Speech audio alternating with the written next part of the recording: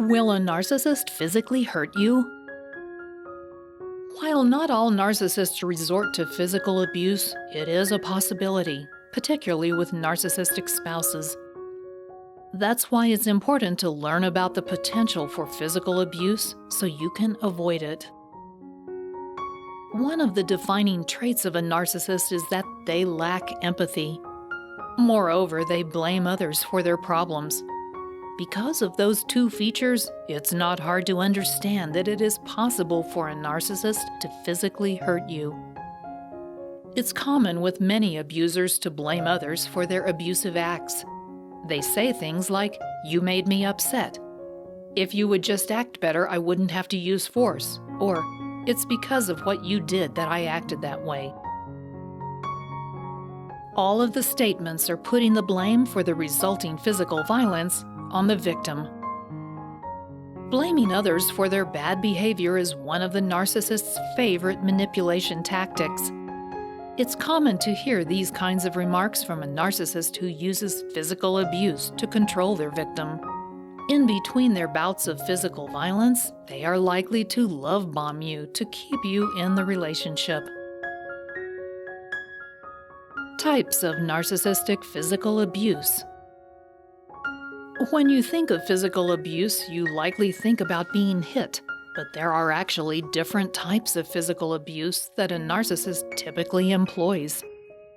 It's important to understand what you might see from the physically abusive narcissist. Intimidation. Physical abuse is not limited to those acts that leave a mark on the body. A narcissist may use bullying tactics to intimidate their victim. They may hover above you or get in your face and refuse to back off. Intimidation also includes throwing things, breaking things, or even punching walls or doors. While they aren't hitting you, they are using physical force to frighten you. It's a way of showing you that they could do that to you too. The threat of bodily harm can often be every bit as effective as actual physical abuse. It's a way to get you to do what they are demanding. Isolation. Isolation is another favorite tactic of the narcissistic abuser. Most narcissists try to isolate you so that you have no support for either the emotional or physical abuse you may be experiencing. They will engage in abusive behavior to distance you from your friends and family. They don't want you to have anyone but them to rely on.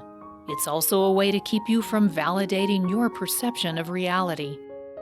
If you don't have anyone on your side, you're more likely to buy into what they are telling you. By isolating you, the narcissist is also keeping you from escaping what might become a very dangerous situation. They could, for example, trap you in the car by driving recklessly and leaving you with no escape. They also could take you to an isolated area and expose you to severe weather or other dangerous environmental conditions. If you're injured, they might prevent you from getting medical care by calling you names or minimizing your injury. Finally, they can also make you feel isolated by destroying your important personal items.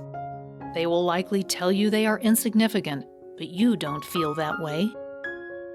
Remember, however, that your feelings are unimportant to the narcissist. All of these tactics are done with the aim of making you feel as though the only person you can rely on is your narcissistic abuser. Now, hold on just a minute. For more videos like this, go ahead and click that red button and subscribe to this channel. And then right next to it, there's a bell. Click that button as well. That turns on alerts so that each time I upload a new episode, you'll get notified, and you won't miss a thing. Physical restraint. This is typically the way that physical abuse begins, and it may later turn into other types of physical abuse. Physical restraint may take the form of holding you back, blocking a doorway, grabbing you if you try to leave, locking the door, or even tying you up. This results in feelings of imprisonment with no escape, and it definitely is a way of warning you that additional aggression is likely. That's why physical restraint is a huge red flag that you should get away from this person if you can. Physical aggression. There are various types of physical aggression a narcissistic abuser might employ. All result in pain, discomfort, or injury, and all are unacceptable in any relationship. The various types of aggression include things like punching, shoving, biting, twisting your arm, slapping, shaking, choking, pulling your hair, pushing, burning, cutting, force-feeding, and strangling. This is not an exhaustive list, and you will be blamed in some way for bringing these aggressive acts on yourself. Once this kind of physical aggression has started, it won't stop. Instead, your narcissistic abuser will simply find more justifications for their brutal physical actions. It's also likely that the abuse will escalate. Life endangerment. This is the most dangerous kind of physical abuse because it is at this point that your life is in danger. By the time the abuse in your relationship reaches this stage, it's likely you've become numb to things like intimidation and isolation. You're also accustomed to physical restraint, and the aggression no longer really shocks you. That's when a narcissist will realize they are no longer commanding the kind of fear they want to see in you. They then decide it's time to escalate the physical abuse. You might experience threats to kill your family members or you, and of course, you'll continue to experience physical violence. At this point, the only thing you can and should do is get out immediately. Don't worry about taking anything with you or trying to talk to your abuser. Just get yourself and anyone else in danger to safety. Go to a shelter or someplace where your abuser cannot find you. Not all narcissists utilize physical abuse, and not all physical abusers are narcissists.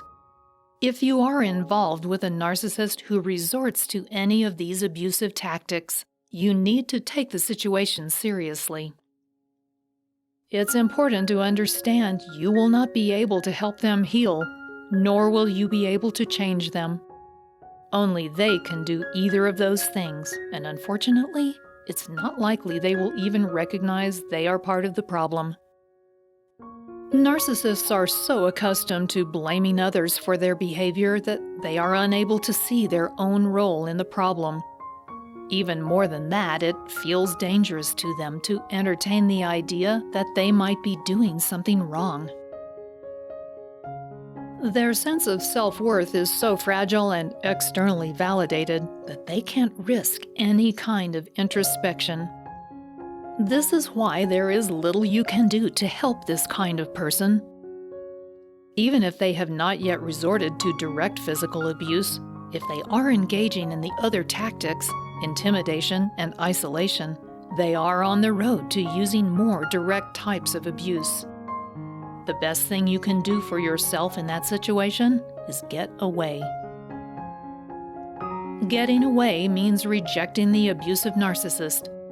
Click on the link below this video and I'll send you a free copy of 5 must-know techniques to effectively reject a narcissist directly to your inbox.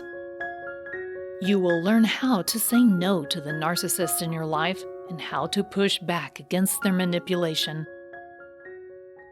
Thanks for watching.